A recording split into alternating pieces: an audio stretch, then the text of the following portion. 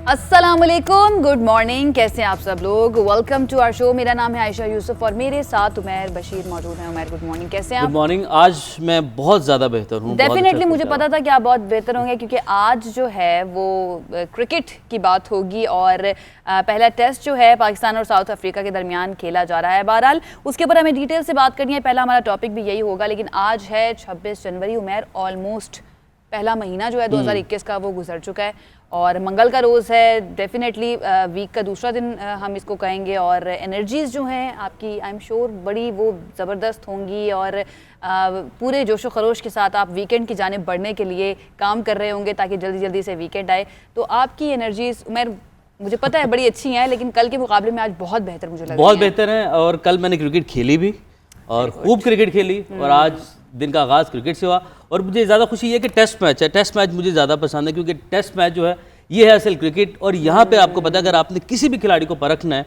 आपने जाना कि ये टेक्निकली कितना साउंड है, कितना अच्छा खिलाड़ी है, तो ये वो फॉर्म ऑफ क्रिकेट है जिससे आप ये देख सकते हैं, जान सकते हैं कि ये खिलाड़ी कैसा है। अच्छा, मैं ये कह सकती हूँ कि आज जितनी देर तक हम क्रिकेट पे बात करेंगे तो आप मुझे कम कम बोलते हुए देखेंगे। नहीं, आप पूरा मैंने मुझे मौका नहीं देना। उमैर जो है ना फुल टाइम लगे हुए थे अपनी क्रिकेट को पढ़ने में, बिल्कुल महव हुए थे कि जल्दी जल्दी से सारे स्टैट्स जो है ना उनको पता चल जाए। आज के टॉपिक्स पे आ जाते हैं।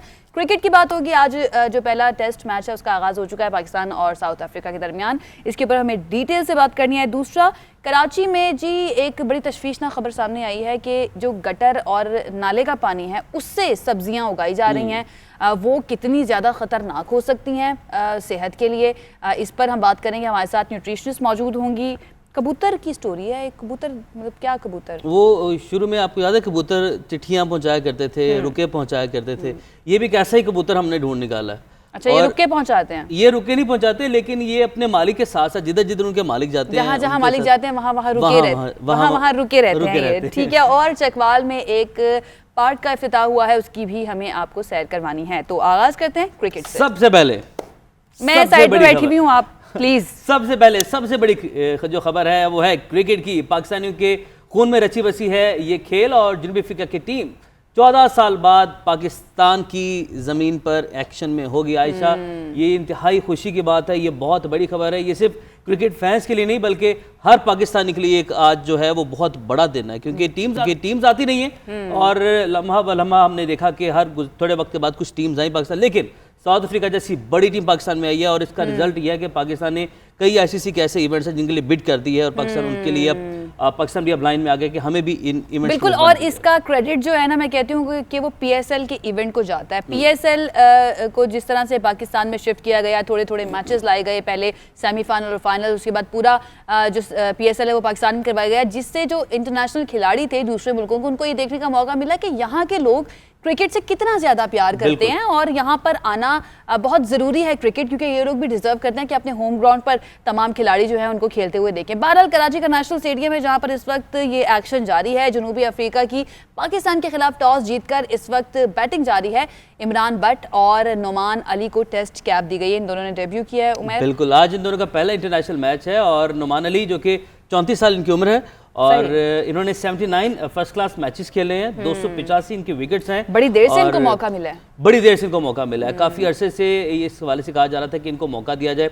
ताबिश खान को भी सिलेक्ट किया गया, वो भी 36 साल के हैं, तकरीबन 35-36 साल उनकी एज है, उन्हें भी मौका दिया जाए, उसके हवाले से भी कहा जाता है। लेकिन वो टीम के साथ मौजूद है इस सीरीज में, उम्मीद की जा रही है कि उनको अगले मैच में मौका मिल जाएगा। ये जो खामियां है ना, इसका हम अक्सर जिक्र करते रहते हैं कि हमारे सिस्टम में मसला है, पीसीबी को ये करना चाहिए, वो करना चाहिए, लेकिन आज का दिन जो है ना वो हमने सिर्फ और सिर्फ बात करनी है अपनी टीम को मोटिवेट करने के लिए कि इससे पहले जो सीरीज़ गई है वो इतनी कोई अच्छी नहीं गई है, लेकिन अब की सीरीज़ क्योंकि होम ग्राउंड पर है, पाकिस्तान में है, तो हमारी पूरी कोशिश ये होगी कि हम अपनी टीम को सपोर्ट करें, उनको मोटिवेट करें और उनको ये बताएं कि आप जीतें या हारें, ठीक है, मतलब हार जीत तो होनी ही होती है, तो हम जो हैं डेफिनेटली आपको हमेशा सपोर्ट करते रहेंगे। आपको फाइट करनी होगी, फाइट करनी होगी। अगर फाइट करके हारे तो इतना दुख नहीं होता है। ये सीरीज इसलिए भी मरकज़े निगाह है कि बाबर आजम का आज बतौर टेस्ट कप्तान इम्तहान है। बाबर आजम आज अपनी कप्तानी का बाकायदा तौर पर आगाज़ करें और कई मशाक निगाहें जो हैं उनकी कायदाना सलाहियतों को परख रही हैं कि वो आज किस तरह से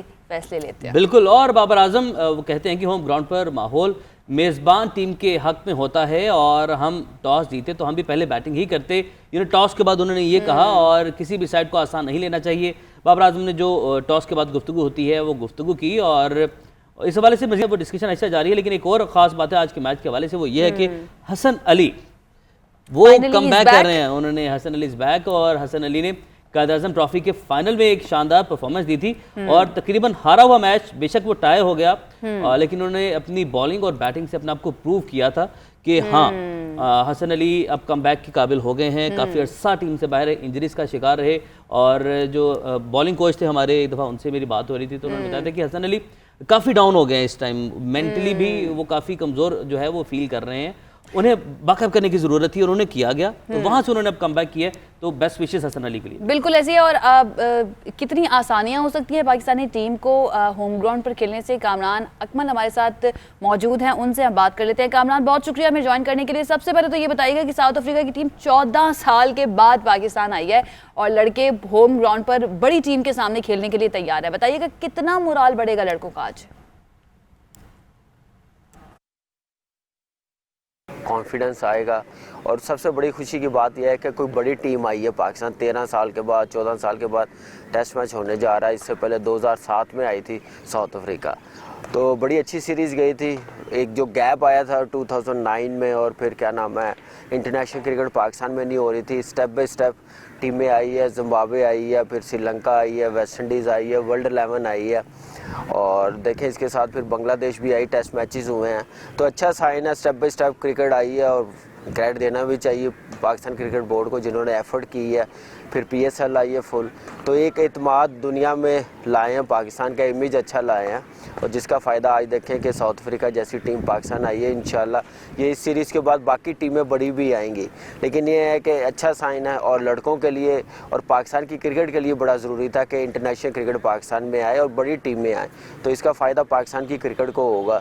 जहाँ तक तल्लो का टेस्ट मैच शुरू होने का साउथ अफ्रीका के साथ, हमारी टीम में इतनी एबिलिटी है, जीत सकती है। इस टीम के पास वो प्लेयर्स नहीं है जो लास्ट ओवर्स पे आए थे 2007 में, कैलिस जैसे, स्मिथ जैसे, हाशिम आमला, AB डिविलियर्स थे, तो ऐसे प्लेयर्स अब उनके पास नहीं है। एक फफ डुप्लेसी है जो इनमें से जितने प्लेयर्स आए हुए हैं, जो खेला हुआ पाकिस्तान में वाइट बॉल क्रिकेट खेला हुआ है, वर्ल्ड 11 के साथ आया था, PSL खेला हुआ, तो उसको आइडिया है थोड़ा सा, लेकिन टेस्ट क्रिकेट इनमें से कोई भी नहीं है जो पाकिस्तान खेला हो। पाकिस्तान लड़कों को कॉन्फिडेंस है, फिर स्पिनर्स बड़े अच्छे हैं हमारे, तो उम्मीद है कि पाकिस्तान के पास चांसेस है ये टेस्ट मैच जीतने के, टेस्ट सीरीज़ जीतने के।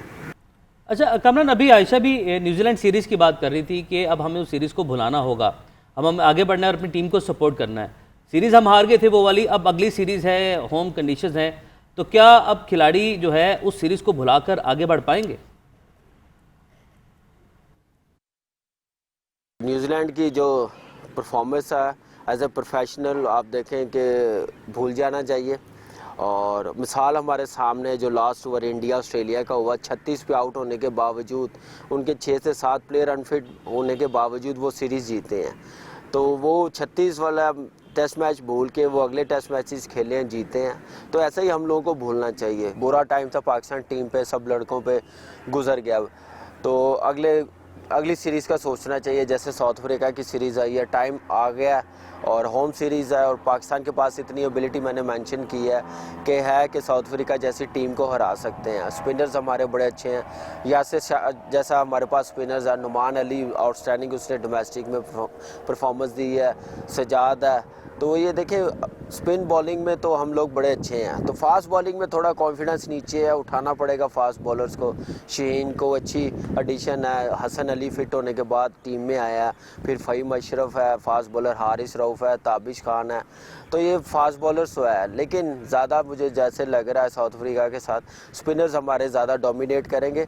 उसी सूरत है कि हमारी बैटिंग अच्छा स्कोर करे, अच्छा टोटल करके दिखाए, फिर जाके फ़ायदा होगा पाकिस्तान टीम को। सही। अच्छा उमर, कामरान कह रहे हैं कि फास्ट बॉलर जो है उनका मोराल बहुत डाउन है। मुझे बड़ी हैरानी हुई सुन के, क्योंकि पाकिस्तान के बारे में कहा जाता है कि यहाँ की आप मट्टी भी उठाएं जाके तो वहाँ से फास्ट बॉलर निकल आता है, इतना रॉ टैलेंट मौजूद होता है, सिर्फ उसको ट्रेन करने की जरूरत है। ये अच्छा पॉइंट के साथ साथ तशवीशनाक बात भी है कि हमारे जो फास्ट बॉलर्स हैं उनका मोराल क्यों डाउन है, और हमारा बॉलिंग कोच भी वकार यूनुस है। डेफिनेटली दूसरा ये हमारी जो टीम की सिलेक्शन है उस पर भी बहुत ज़्यादा बात की जाती है। न्यूजीलैंड में भी जिस वक्त टेस्ट सीरीज और T20 हुई थी उस पर भी बात की जा रही थी कि जो टीम बनाई गई है उसमें खामियां हैं, जो कॉम्बिनेशन है वो इतना अच्छा नहीं रखा गया। लेकिन अब नया चीफ सेलेक्टर है, नई टीम है, जो न्यू कमर्स हैं उनको मौका दिया गया है। तो कामरान, आपसे मैं ये जानना चाहूँगी, क्या नताइज भी नए तवक्को कर रहे हैं आप? देखिए, इस वक्त चीफ सेलेक्टर नहीं, इस वक्त लड़कों को भी सोचना पड़ेगा। इतना फेयर चांस या इतना खुला चांस इससे पहले कभी नहीं मिला लड़कों को। तो परफॉर्मेंस दिखानी पड़ेगी, हर चीज़ मिल रही है लड़कों को, कॉन्फिडेंस मिल रहा है, नंबर ऑफ मैचेस मिल रहे हैं और मैच विनिंग परफॉर्मेंस दिखानी पड़ेगी। और यही चीज़ मैनेजमेंट से भी है, प्रेशर है थोड़ा मैनेजमेंट पे भी।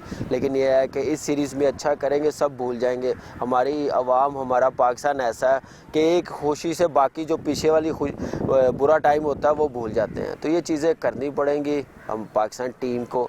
और चीफ सेलेक्टर के लिए भी पहली सीरीज़ है, हम टू अर्ली है कुछ कहना।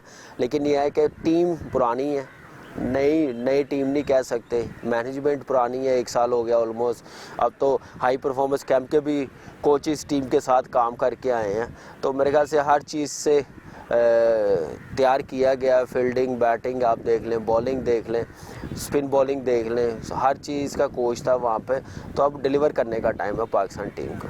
अच्छा कामरान, पहले खिलाड़ियों को चैलेंज होता था मुखालिफ टीम को फेस करना है, आपने जो क्राउड है उसका प्रेशर जो है उसे फेस करना है, कैमरा प्रेशर है उसे फेस करना है। अब एक और प्रेशर आ गया है, वो है बायो बबल का। कोरोना के बाइस जो है अब आपको बायो बबल जो माहौल है उसमें रहना है, तो इससे डील करना कितना मुश्किल होता है? देखो, बायो बबल में रहना बड़ा मुश्किल है। देखिए, इस वक्त पूरी दुनिया में मुश्किल टाइम है। और मेरे ख्याल से हमारे पाकिस्तान क्रिकेट बोर्ड ने जो काम किया है, जो डोमेस्टिक क्रिकेट शुरू करवाई है, वो देखे बायो बबल में लड़के एज ए प्रोफेशनल हर जगह। अब दुनिया में जब तक कोरोना है तो ऐसे ही चलना पड़ेगा, ऐसे ही खेलना पड़ेगा, पूरी दुनिया में है तो उसके साथ चलना पड़ेगा। लेकिन ये है कि अच्छा साइन है कि क्रिकेट आई है वापस, पाकिस्तान ने डोमेस्टिक क्रिकेट करवाई है, इंटरनेशनल क्रिकेट आई है, तो ये चीज़ अच्छा साइन है। तो इंशाल्लाह इस मुश्किल टाइम से निकल जाएंगे। लेकिन ये है कि प्लेयर्स अभी ये ना सोचे कि हम लोग क्वारंटीन में हैं और कहीं आ जा नहीं सकते। मेरे ख्याल से इस वक्त प्लेयरों को ज़्यादा ज़रूरत है कि टीम के लिए अच्छा परफॉर्म करें और जीते। ये ज़्यादा इंपॉर्टेंट है पाकिस्तान के लिए। ठीक है, बहुत शुक्रिया। कामरान अकमल हमारे साथ मौजूद थे। बायो बबल की बात कर रहे थे कि बहुत मुश्किल होता है उसमें रहने के लिए। और जब न्यूजीलैंड भी पाकिस्तानी टीम गई थी तो उस वक्त भी कुछ खिलाड़ियों ने बायो बबल से निकलकर जो है कुछ गलतियां की थी, जिसकी वजह से वहाँ के जो हुकाम है उन्होंने काफ़ी ज़्यादा तनकीद भी की थी और कंसर्न्स जो किए थे कि ये बिहेवियर जो है वो बहुत ही इर्रेस्पॉन्सिबल है। लेकिन एक और बात उमर, बायो बबल के बारे में कहा जा रहा था कि ये पीसीबी ने जो फैसला किया कि जो खिलाड़ियों की फैमिलीज हैं वो भी उनके साथ रह सकेंगी, इसके ऊपर भी काफ़ी तनकीद की जा रही थी कि आप खिलाड़ियों का ध्यान रखेंगे या उनकी फैमिलीज का ध्यान रखेंगे। खिलाड़ियों को सिर्फ बाहर जाने की अगर इजाज़त नहीं है तो क्या फैमिलीज को भी बाहर जाने की इजाज़त नहीं होगी? तो इस चीज़ के ऊपर भी काफ़ी तनकीद बिल्कुल, इस पॉइंट को भी काफ़ी ज़्यादा हाईलाइट किया गया था। और अभी कामरान बात कर रहे थे, कामरान के बारे से ऐसे मुझे एक बात याद आ गई थी। कामरान अभी जिधर बैठे हुए, कामरान बड़े मेहनती हैं, सुबह सवेरे पहुंच जाते हैं मेहनत करने और अपनी प्रैक्टिस करने। इमरान भट्ट जिन्होंने डेब्यू किया है वो कामरान के साथ इसी ग्राउंड में खेलते थे। सही, दोनों यहाँ से एक साथ खेलते हैं, एक साथ यहाँ पे प्रैक्टिस करते हैं। और अक्सर ही कामरान से जब भी यहाँ इसी ग्राउंड में मुलाकात होती है तो इमरान भी वहीं पर प्रैक्टिस कर रहे थे। तो कामरान खासे पुरुमीद थे इमरान के हवाले से भी कि इमरान बहुत अच्छा टैलेंट है, इसको मौका मिलना चाहिए। जब भी इसको मौका मिलेगा तो ये अपने आप को प्रूव करेगा। बाकी आज मौका है प्रूव करने का कि आज वो अपनी सिलेक्शन जो है उसको दुरुस्त साबित करे। पाकिस्तान और जनूबी अफ्रीका ने अभी तक जितने भी टेस्ट मैचेस खेले हैं उनके बारे में ज़रा बता देते हैं कि 26 टेस्ट मैचेस पाकिस्तान और साउथ अफ्रीका अब तक खेल चुका है, जिनमें से सिर्फ 4 पाकिस्तान ने जीते हैं, 15 में नाकामी हुई है पाकिस्तान को, यानी कि साउथ अफ्रीका 15 जीता है और 7 मैचेस ड्रॉ हुए हैं। तो प्रोबेबिलिटी क्या है उमर? अब आप ये बताएं कि अब किसने अच्छे स्टैट्स निकाले हुए यहाँ पे? देखिए, अब थोड़ी सी मेहनत करनी चाहिए ना, थोड़ी सी मेहनत करनी चाहिए, ज़रूरी होता है। तो प्रोबेबिलिटी की बात आप कर रही थी, तो उसमें यह है कि आयशा यहाँ पर यह है कि हमें होम कंडीशंस का फ़ायदा होगा डेफिनेटली। और साउथ अफ्रीका की टीम एक ज़माने में बहुत बड़ी टीम थी, बहुत बड़ी टीम थी। अब पिछले 1-2 सालों से इस टीम को थोड़े से जवाल का सामना है। उसकी भी 2-3 वजूहात हैं। उन्होंने भी कोटा सिस्टम जब से मुतारिफ करवाया सही। उन्होंने एक कोटा मुतारिफ करवाया कि इतने जो है वो ब्लैक पीपल, इतने जो ब्राउन पीपल और इतने वाइट पीपल, एक उन्होंने कैटेगरी बना दी, परफॉर्मेंस वाइज नहीं उन्होंने रखा इसको। सही, मैं साउथ अफ्रीका की टीम को तनकीद तो नहीं कर सकता, लेकिन उन्होंने कोटा सिस्टम किया कि इस रंग के लोग बट दिस शोज कि जब आप टैलेंट को छोड़कर दूसरी चीजों पर फोकस करेंगे तो फिर आपकी टीम की परफॉर्मेंस जो है वो बहुत ज्यादा सफर करेगी। इस सारी सिचुएशन में कराची में सूरत हाल काफी ज्यादा खराब हो गई है। कुछ लोग कहते हैं कि चले कोई बात नहीं, कभी कभी क्रिकेट आती है तो हम इसको बर्दाश्त कर लेते हैं, लेकिन कुछ लोग कहते हैं कि नहीं भाई, हमें ऑफिस पहुंचना होता है टाइम पर, हमें घर पहुंचना होता है टाइम पर। तो ये क्या तरीका है कि ना एक मैच हो तो पूरे शहर को बंद कर दिया जाए। तो कराची में जो ट्रैफिक की सिचुएशन है उमैर, वो इस वक्त बहुत ही बुरी है। जगह जगह हम देख रहे हैं चौकों पर लड़ाइयाँ हो रही हैं, ट्रैफिक पुलिस एहलकारों से शहरी जो है वो लड़ते जा रहे हैं। तो जान लेते हैं क्या बिल्कुल कराची से एहतिशाम ही हमारे साथ मौजूद हैं। एहतिशाम हमें बताएंगे, एहतिशाम बताएगा कि आप अभी किस जगह पर मौजूद हैं और वैसे बाकी जो शाहराहें, आम शाहराहें, क्या सूरत हाल देख रहे हैं आप? जी बहुत शुक्रिया। मैं इस वक्त राशिद मिनाज रोड पर मौजूद हूँ और यहाँ से जो मिलेनियम से रोड जाता है वो सीधा नेशनल स्टेडियम की तरफ जाता है। लेकिन गुज़िश्ता रोज़ तक जो हम हालात देख रहे थे ट्रैफिक जैम के, आज जो है वो बिल्कुल भी नज़र नहीं आ रहे। जो सिक्योरिटी प्लान में नरमी की गई थी कराची पुलिस की जानिब से, उसके असरात आज जो है दिखाई दे रहे हैं। जो सड़कें मुकम्मल तौर पर बंद थी उनको जुज़वी तौर पर अब बंद किया जा रहा है और ये फैसला इसलिए किया गया था कि शहरियों को जो है काफ़ी ज़्यादा मुश्किलात का सामना करना पड़ रहा था। गाड़ियों की जो है लंबी कतारें एतराफ़ की सड़कों पर जो है लग जाती थी, तो उसी के पेश नज़र सिक्योरिटी प्लान में जो है नरमी की गई।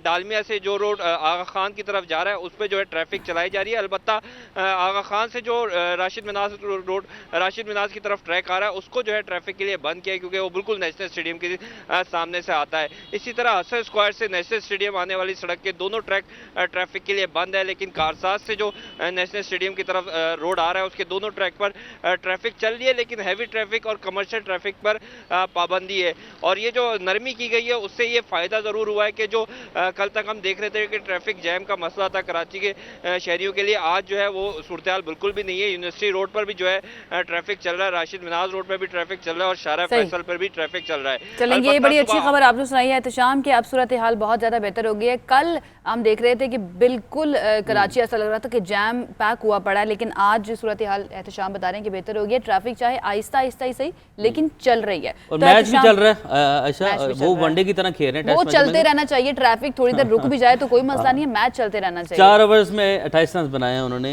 वो तो वनडे की तरह खेल रहे हैं। साउथ अफ्रीका ने बड़ा अटैक किया, हमारे दोनों बॉलर्स को आते ही परेशान कर दिए।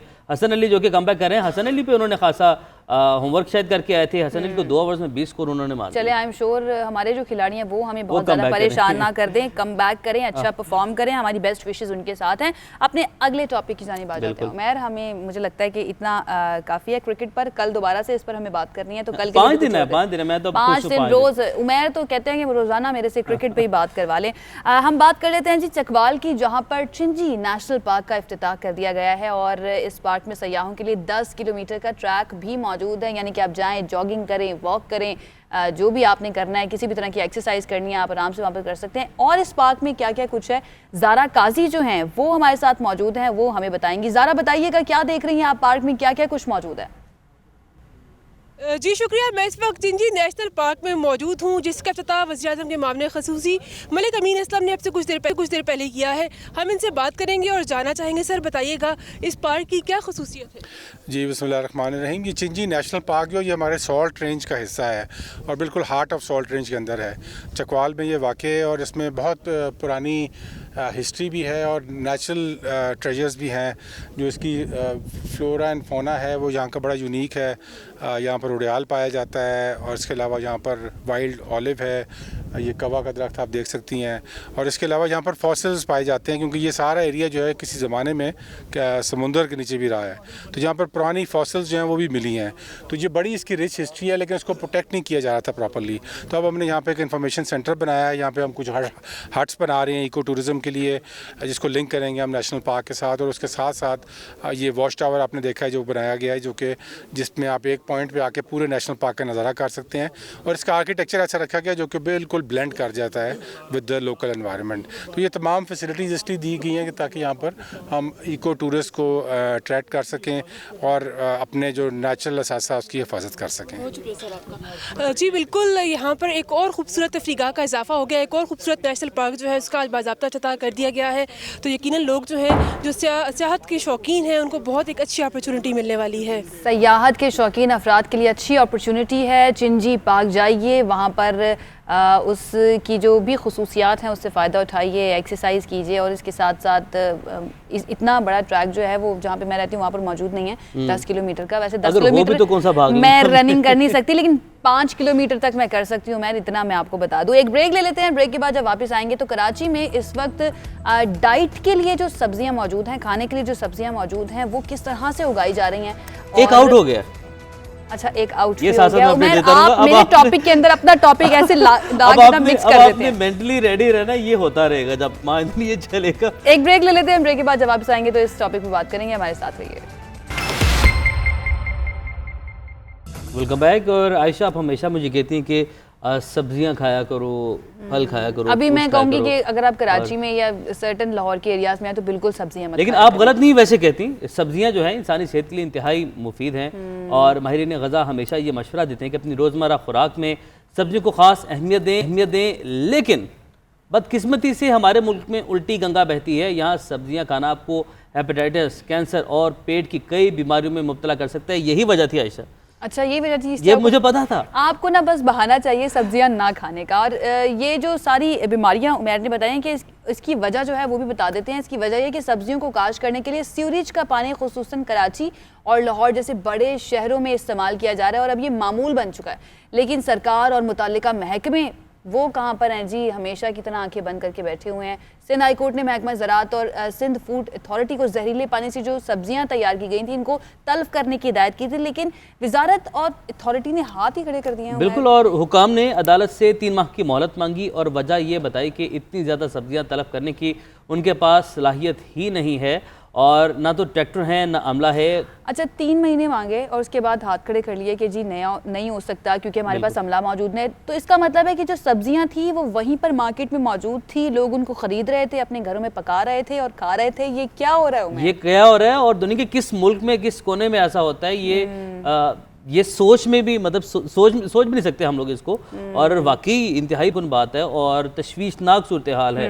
बहरहाल क्या हो रहा है, क्या इसके हमारी सेहत पर असरात होते हैं, कितना नुकसान पहुंचा सकती है ये सब्जियां हमारी सेहत को? इसी पर बात करने के लिए न्यूट्रिशनिस्ट डॉक्टर जवेरिया महमूद ने आज हमें ज्वाइन किया हमारे स्टूडियोज़ में। जवेरिया, बहुत शुक्रिया हमें ज्वाइन करने के लिए। सबसे पहले तो ये बताइए कि ये कितनी ख़तरनाक होती हैं इस तरह की सब्जियां? आपने पूरा इंट्रो सुना कि किस तरह से सीवरेज का पानी इस्तेमाल किया जा रहा है उगाने के लिए। अक्सर औकात देखिए, नॉर्मली लोगों का क्वेश्चन होता है कि आप अगर चाहते हैं कि अपनी जिस्म से जिस्मानी बीमारियाँ 90% दूर करें तो वेजिटेरियन हो जाए, यानी सब्जियाँ और दालों का इस्तेमाल करें। प्लांट जो प्रोडक्शन है वहाँ से हम अपनी खुराक लें। पर जब भी सब्जियों की ग़ज़ाइयत की बात होती है, यानी न्यूट्रिशनल फैक्ट्स की और न्यूट्रिएंट्स की बात होती है, तो उसमें यह आता है कि क्रॉप प्रोडक्शन क्या है, उसमें जो वाटर बॉर्न इलनेस यानी जो पानी से होने वाली जो बीमारियां हैं वो कहाँ से बेसिकली जनरेट हो रही हैं। तो यहाँ पे हमारा पंजाब का और फेडरल गवर्नमेंट का इरिगेशन डिपार्टमेंट आ जाता है, उनकी भी बेसिक जिम्मेदारी बनती है। क्योंकि मुझे लगता है कि एक ना एक दिन एक वक्त ज़रूर आता है, क्योंकि पाकिस्तान देखें एक ज़राती मुल्क है और ज़राती मुल्क के साथ साथ बेसिक जो हमारी फसलें उसको काश्त जो क्रॉप्स बिल्डर है उसमें बेसिक एक रोल है, जो हम एक्सपोर्ट भी क्वालिटी बहुत ज़्यादा है। अच्छा, ये एक लार्ज एरिया है पर उसकी जो बेसिक्स हैं, जो हमारे अपने लोग हैं उनको इस टाइम कैंसर होने के बहुत ज़्यादा जो वजूहात हैं, ये water borne illness, food borne illness, या उसके बाद जो डायरिया, हैज़ा, फिर फूड की प्रॉपर कंटेमिनेशन बहुत ज़्यादा, बैक्टीरियल ग्रोथ बहुत ज़्यादा है और वो स्टार्ट होती है पुअर इरिगेशन मेथड से, पुअर इरिगेशन सिस्टम से, जिसको मॉनिटर नहीं किया जाता। एज अ न्यूट्रिशनिस्ट डाइटिशियन मैं हमेशा कहती हूँ कि जब आप वेजिटेबल्स बाजार से आप सब्जी खरीद के घर लाते हैं, खैर आपको पता होगा वहाँ पे कवर्ड नहीं होती, बहुत बड़े बड़े जो स्टोर्स हैं वहाँ पे तो थोड़ा बहुत होती है, पर वहाँ पे प्रिजर्व्ड कवर्ड होती है।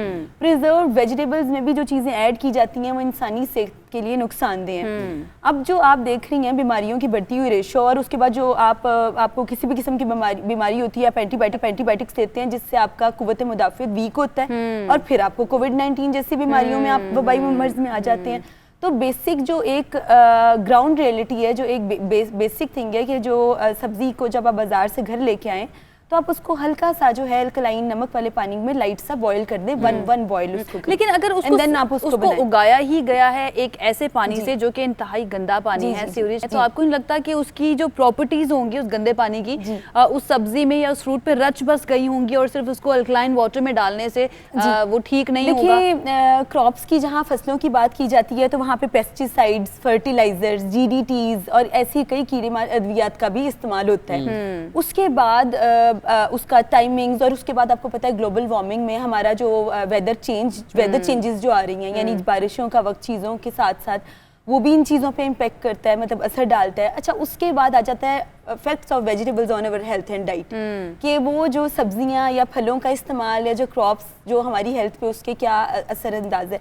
तो आप ये देखें कि वो जो नदी नालों या जोड़ों का पानी आप उसको जो हमारे पंजाब का बहुत बड़ा एरिया या ऑल ओवर द पाकिस्तान वो आपको क्रॉप्स में दे दिया जाता है, तो वो उससे जितनी देखिए पॉल्यूटेड वाटर और फूड बॉर्न इलनेस ये जहाँ पे, क्योंकि पॉपुलेशन ग्रोथ आपको पता है बहुत बढ़ गया, बहुत ज्यादा है, और कराची में इस वक्त बहुत ही ज्यादा है, और डेफिनेटली ये इशू जो है बहुत ज्यादा डिस्कस भी होता है कि कराची की पॉपुलेशन बहुत ज्यादा है और वहाँ पर जो खाना पीना है उस हिसाब से उसकी प्रोडक्शन नहीं हो रही, इसलिए, और वहाँ पे पानी का जो मसला है वो भी बहुत ज्यादा है, पानी पीने के लिए दस्तयाब नहीं है, तो डेफिनेटली सब्जियों को देने के लिए किस तरह से देखिए पीने का साफ पानी ना मुयस्सर होना और उसके साथ ही साथ क्रॉप्स यानी फसलें जिसमें आप सिर्फ आपको मतलब कई बार ऐसा होता है कि आपको सिर्फ पानी चाहिए होता है और वो किसी भी किस्म का पानी के साथ उसको इरिगेट कर रहे होते हैं बेसिकली। तो जैसे हमारे इरिगेशन डिपार्टमेंट से पर मैंने देखा है, पर्सनली भी नोट किया है, कुछ अदारे जो हैं वो बहुत एक्टिवली कई जगहों पे परफॉर्म कर रहे हैं पर कुछ जगहें बिल्कुल एक्टिव नहीं है।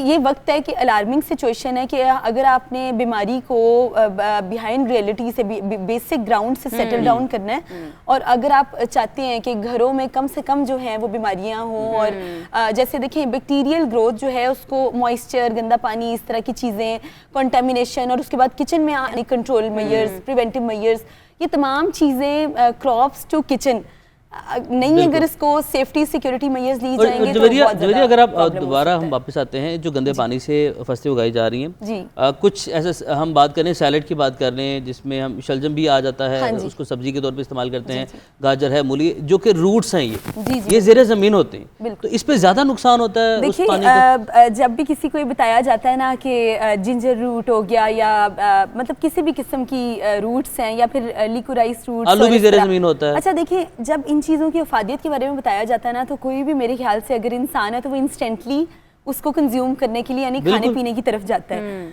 क्योंकि उसकी अफादियत बताई जाती है। पर बेसिक सार दिस के जो चीज़ जहाँ से जनरेट हो रही है उस पे वो जो फर्टिलाइजर्स या पेस्टिसाइड्स या अननेचुरल चीज़ों के साथ जब उसको बिल्डअप किया जा रहा है वो चीज़ फाइनली हमने खानी जो पेस्टिसाइड्स हैं, जो हम खा रहे हैं, जो पेस्टिसाइड्स हैं और इस तरह के जो स्प्रेज हैं आप कह रहे हैं कीड़े मार, ये क्या अप्रूव नहीं होते कि ये नुकसान नहीं पहुंचाएंगे? ज़ाहिर एक मरहले से गुजर कर आएंगे, अप्रूवल मिलेगा तो ही आप यूज करेंगे। हमेशा वो चीज़ें जो खाने पीने की हैं दो प्रोसेस ना, जिन पे प्रोसेसिंग की गई है, जो एक सर्टेन प्रोसेस के थ्रू गुजरी हैं, उनमें आप जैसे अभी जो हम सब्जियों का ग्रो अप है गंदे पानी में, या मतलब इसको ओवरऑल मुझे लगता है इस पॉइंट को प्रॉपरली रेज अप करना चाहिए, बताना चाहिए कि ये चीज़ यहाँ पे हो रही है और इसकी प्रॉपर मॉनिटरिंग की जाए। और हाँ, क्योंकि आपको पता है बेसिकली हमारी कौम का सरमाया है फार्मर्स की, जो हमें इस टाइम बहुत ज़्यादा रेवेन्यू भी जनरेट करके दे रहे हैं और साथ ही साथ हमारे जो खाने पीने के वसाइल हैं उसका ज़रिया भी बनते हैं। पर